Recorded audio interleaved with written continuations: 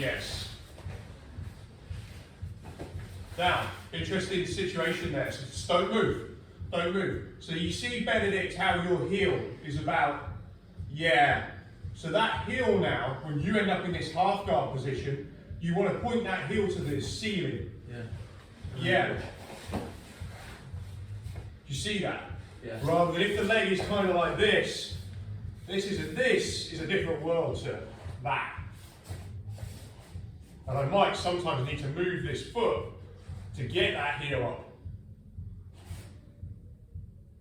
And now I'm out. Do you have to be particularly quick then, if you're because that's quite a good position for him if he can move his other leg, Yeah. obviously. Do you have to be quick doing that? So firstly, you always have to define quick, right? So you know, a very simple definition of quick would be, you know, whatever it is, distance over time, right? But there's also latency, also can mean quick. So by latency, I mean the movement selection that you're going to use. But my preference is always first and foremost to get speed from like the third thing, which is just being correct. Being correct is almost always fast or quick, right? So if it's technically proficient, then it depends. So I'm going to say to you, it depends what you mean by quick. You know, the speed of the movement of the limb, the time between realizing what's going on and making the move selection, generally kind of latency is a kind of offshoot of quick. But then there's also being correct. You could be quick and you could be wrong. Do you know what I mean? Yeah. So you can move quickly, but you could be wrong. So if you say to me, is it important that I move quickly, but it doesn't matter if how I move is wrong, then no, that doesn't matter, because that's going to be slow. Because it's going to cause you more problems down the line. And it sounds like maybe sounds like I'm being a little bit finicky, but it's all three of those things apply as to speed. Sometimes you do just have to be fast. He knows what you're going to do. You know, you managed to take advantage of something, a mistake. Something's happened where you've come out on top. He knows what you're going to do, and you just have to be fast.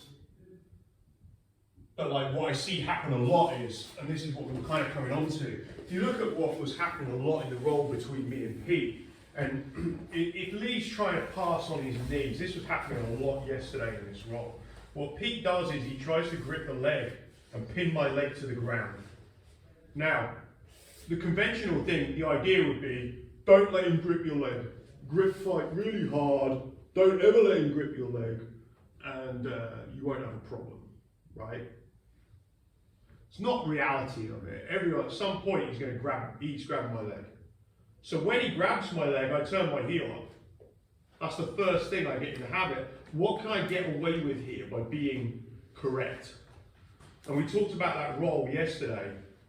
If you look at, it's probably 60 seconds that match for those that watched it. It was like an Instagram link.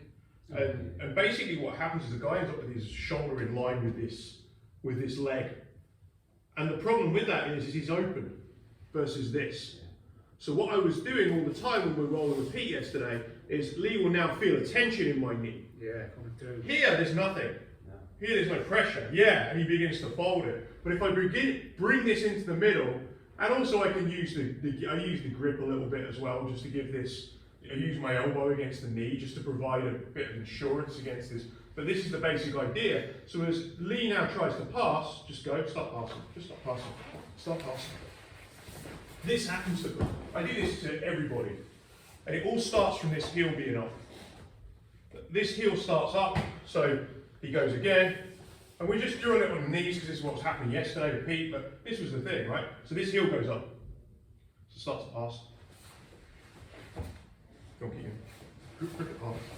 See, I'm just constantly working this pyramid, and there's tension through it. There's tension through the pyramid as he's passing, and this heel is coming up. So every time he tries to force my legs to the mat, could be here, yeah, heel. You know, there's just so much tension from this. My leg could be under, it could be half guard, but I want this. I like this idea of the heel is up. So as Lee puts his weight on, yeah. So if Lee starts trying to stack, this my heel is on. So it creates this kind of, I don't know, it's just tension through the body. It's almost like I'm trying to connect my shoulder to my heel in all of this. I can cross the legs, but having this knee down into the mat, go on, put your weight on. Like if he puts weight on. Now when my heel is up, this leg can get into spaces. If my leg is like this, it's like I'm here. And he can push my knee. I see this a lot. And then he pushes my knee and pops and put your weight on. Yeah, this. Yeah, you see all this. He then looks really great. But really what I want to do is shorten this distance between my shoulder and my heel. So I'm bringing my shoulder in the line, my heel comes in here, and now it's like this leg can move, it can work, all from this. All from You this. see when you're like that, you looks like you kick someone in the face or triangle. Yeah. You know. Yeah. So this is just a universal posture principle.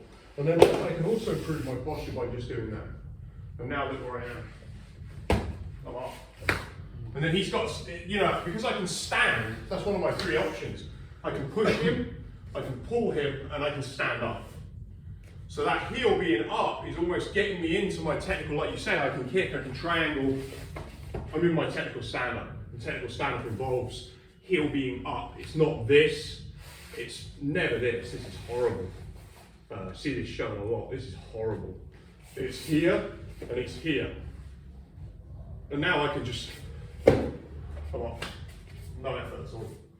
I'm up. And so now I'm just basically defending a single leg takedown. But I'm up. I start sprawling this back and, you know, causing problems. Is there any questions on that at all? Was there any questions on the back? I've gone off a little bit on one, but is there anything on the back defense at all in terms of so far? Any questions on it? No? So let's just do a little isolation round and just test it, test the back defense from that position. It's not the most deep in position. Because someone just stick a timer up for 3 minutes for us. And then we'll just take the phone with you and then you just click it. Go.